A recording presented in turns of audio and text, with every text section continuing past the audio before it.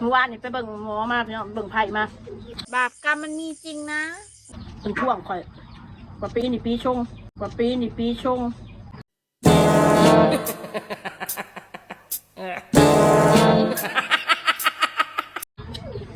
มันจะมีแต่อุปสรรคเหรอว่ามาแล้วจะทุบน้ำลายก็ให้ไปแก้ปีชงล้วนแต่พูดเองเองวันเสาร์ถ้าแก้อันนี้แล้วล่ะครับกะสิไข่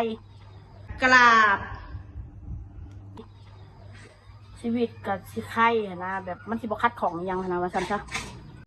บ้านกูมีของดีนะบ้านกูขอแค่ดูหน้าแค่นั้นแหละเห็นใบหน้าแค่นั้นแหละพี่น้องเอ้ยใส่มนต์ดำเศษคาถาอันเศษเล็กตะปูใส่ท้องคนนะเคยได้ยินบ่ได้อย่าปากดีกันได้อย่าพากันปากดีไรหนังควายขอท้องยังมีไรบ้านกูยังมีไรถ้ากูคนหานี่สู้เกี้ยมตัวละนะถ้าดวงสู้แข็งก็รอดตัวไปถ้าดวงสู้บกแข็งก็ตกตรงที่ลูกที่ร้านสู้จะอยู่ใช่จะไม่แล้วสิผ้าเข่าตรงวัดมีความสุขไปเด้อพระเจ้าชนะแล้วผู้ขาชนะแล้วมีความสุขแล้วปัดออกไปปัดออกไปสิ่งไม่ได้ออกไป